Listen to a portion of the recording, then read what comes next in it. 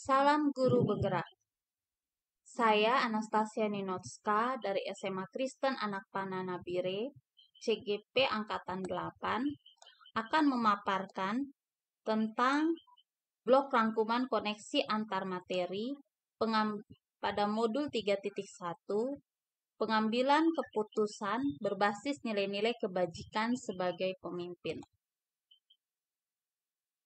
Tujuan pembelajarannya yang pertama, CGP membuat kesimpulan atau sintesis dari keseluruhan materi yang didapat dengan beraneka cara dan media.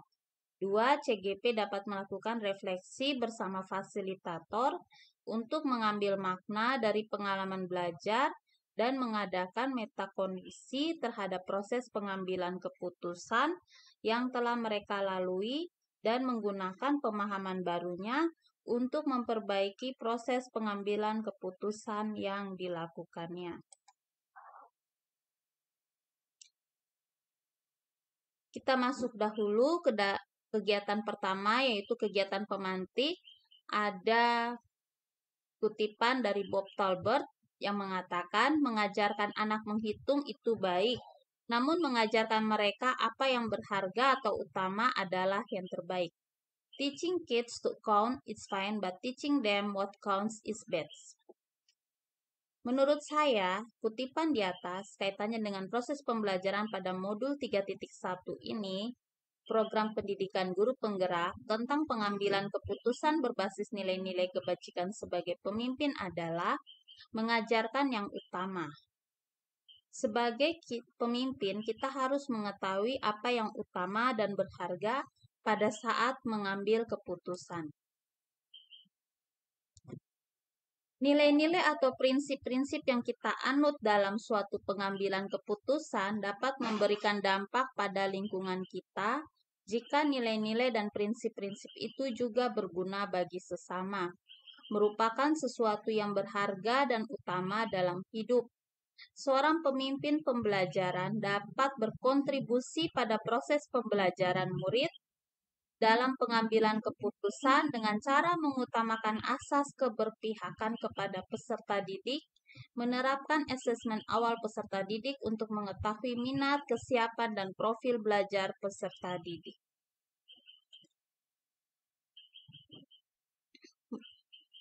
Dari kutipan di atas menjelaskan asas dasar sebagai pemimpin pembelajaran dalam mengambil keputusan. Mengajar pengetahuan, mengetahui ilmu ukur dan sosial adalah hal penting. Namun kita harus mengetahui apa yang utama dan berharga dalam hidup ini. Hal utama yang harus didahulukan. Pada modul ini kita telah diajar 9 tahapan studi kasus. Kutipan ini adalah asas tersirat dari proses 9 tahapan studi kasus, yaitu mengutamakan hal berharga dalam pengambilan keputusan. Kegiatan pemantik yang berikut adalah adanya kutipan dari George Wilhelm Friedrich Hegel. Education is the art of making men ethical. Pendidikan adalah sebuah seni untuk membuat manusia berperilaku etis. Menurut saya, kutipan di atas, pendidikan adalah sebuah seni. Seni mengukir kepribadian manusia. Seni melatih jiwa manusia untuk dapat menari di bawah hujan masalah. Seni menggambar di atas jiwa kosong seorang peserta didik. Seni menyanyi untuk penghiburan bagi jiwa peserta didik yang bersedih hati. Guru adalah pelatih seni tersebut. Modul 3.1 ini mengajarkan kita para calon guru penggerak untuk mengambil keputusan berbasis nilai-nilai kebajikan sebagai pemimpin, dimulai dari mengenal masalah yang termasuk dalam dilema etika atau bujukan moral, lalu mengenal prinsip pengambilan keputusan dan 9 studi kasus dalam pengambilan keputusan. Sebagai pemimpin pembelajaran, perilaku etis sangatlah utama dibandingkan pengetahuan. Maka pendidikan seyogyanya sebuah proses yang membuat manusia berperilaku etis.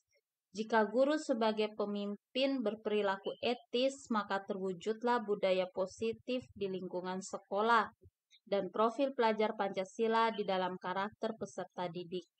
Guru yang berperilaku etis pasti dapat menyelesaikan masalah dilema etika dan bujukan moral yang terjadi di sekolah. Nilai-nilai kebajikan akan diterapkannya dalam pengambilan sebuah keputusan. Mari wujudkan pendidikan yang membentuk manusia berperilaku etis. Sekarang kita masuk ke blok rangkuman dari koneksi antar materi. Pertanyaan pemantik pertama, bagaimana filosofi Ki Hajar Dewantara dengan Pratap Tirloka memiliki kaitan dengan penerapan pengambilan keputusan sebagai seorang pemimpin? Menurut saya, kaitan filosofi Ki Hajar Dewantara dengan Pratap Tirloka adalah menyatakan posisi seorang pemimpin.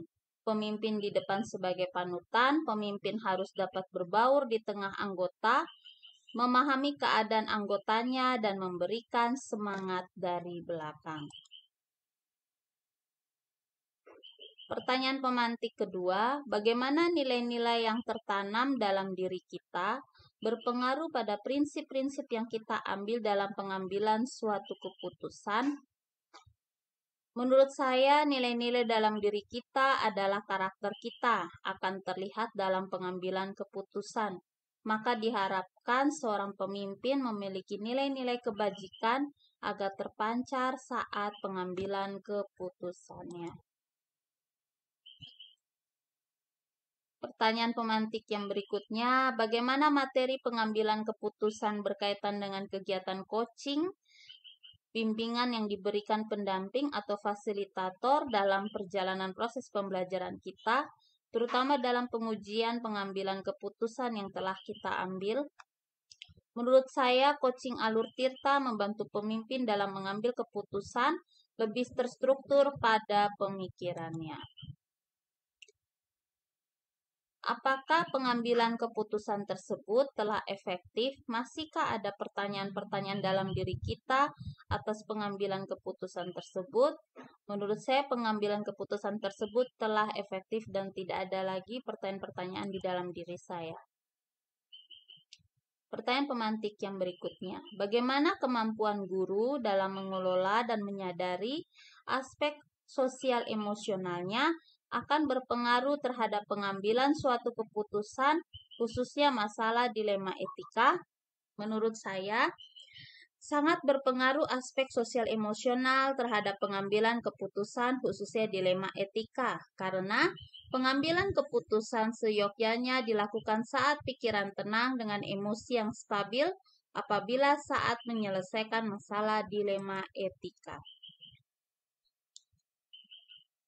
Pertanyaan pemantik yang berikutnya, bagaimana pembahasan studi kasus yang fokus pada masalah moral atau etika kembali kepada nilai-nilai yang dianut seorang pendidik? Menurut saya, nilai-nilai yang dianut seorang pendidik dapat menjadi lentera saat membahas studi kasus yang fokus pada masalah moral atau etika, keputusan yang tepat yang terlaksana. Pertanyaan yang berikut adalah bagaimana pengambilan keputusan yang tepat tentunya berdampak pada terciptanya lingkungan yang positif, kondusif, aman, dan nyaman. Menurut saya, sebuah keputusan akan berdampak bagi banyak orang, maka keputusan yang tepat akan memberikan situasi yang kondusif sebab diterima oleh banyak pihak yang terkait. Apakah tantangan-tantangan di lingkungan Anda untuk dapat menjalankan pengambilan keputusan terhadap kasus-kasus dilema etika ini? Tantangan-tantangan yang terjadi di dalam lingkungan saya adalah dilema itu sendiri. Dilema saat memutuskan guna penyelesaian masalah dari dilema etika itu sendiri. Adakah kaitannya dengan perubahan paradigma di lingkungan Anda? Tentu ada, sebab pengambilan keputusan layaknya sebuah komitmen yang akan merubah paradigma semua pihak yang terkait dalam dilema etika tersebut. Apakah pengaruh pengambilan keputusan yang kita ambil ini dengan pengajaran yang memerdekakan murid-murid kita? Pengajaran yang memerdekakan murid-murid kita adalah pengajaran yang diputuskan berdasarkan asas berhamba pada murid. Perubahan paradigma ini adalah akibat dari pengambilan keputusan seorang guru untuk berpusat pada muridnya. Bagaimana kita memutuskan pembelajaran yang tepat untuk potensi murid kita yang berbeda-beda dengan pembelajaran diferensiasi dapat memenuhi kebutuhan murid kita yang berbeda-beda. Bagaimana seorang pemimpin pembelajaran dalam mengambil keputusan dapat mempengaruhi kehidupan atau masa depan murid-muridnya? Menurut saya, pemimpin pembelajaran adalah pengukir karakter murid-muridnya. Maka segala keputusan yang diambil akan berdampak bagi masa depan murid-muridnya.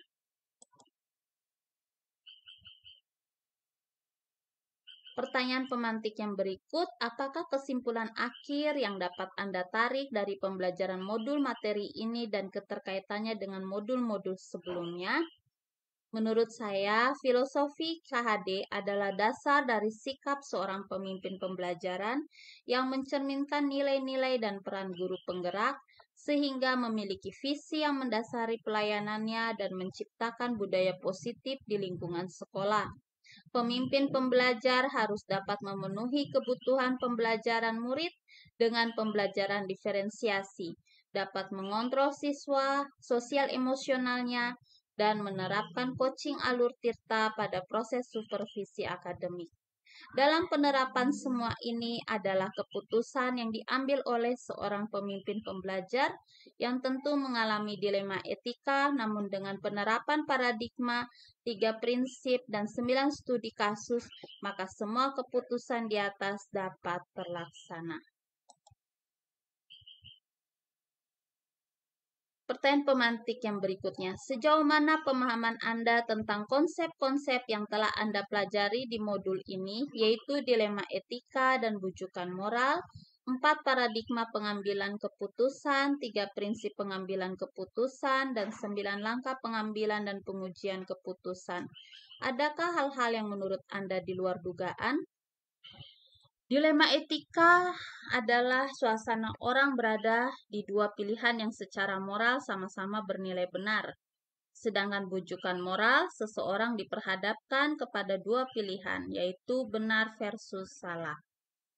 Lalu, 4 paradigma pengambilan keputusan adalah individu lawan 4 paradigma dilema etika, individu lawan kelompok, rasa keadilan lawan rasa kasihan, kebenaran lawan kesetiaan, jangka pendek lawan jangka panjang. 3 prinsip pengambilan keputusan. Yang pertama, berpikir berbasis rasa peduli. Yang kedua, berpikir berbasis peraturan. Yang ketiga, berpikir berbasis hasil akhir.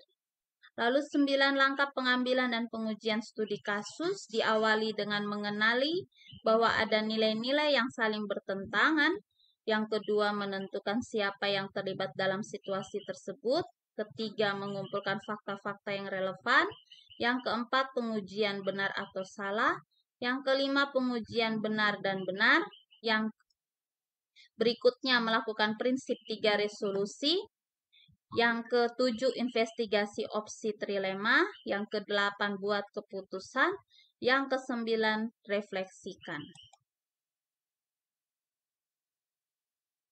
Hal-hal yang menurut saya dari pelajaran dari semua ini, dalam sebuah kasus dapat terjadi 2 atau lebih paradigma pengambilan keputusan. Begitu pula dalam menerapkan prinsip pengambilan keputusan bisa lebih dari 1. 9 langkah pengambilan keputusan ini memang panjang, namun dapat membantu pemimpin pembelajaran dalam mengambil keputusan secara terstruktur. Sebelum mempelajari modul ini, pernahkah Anda menerapkan pengambilan keputusan sebagai pemimpin dalam situasi moral dilema? Bila mana pernah, apa bedanya dengan apa yang Anda pelajari di modul ini?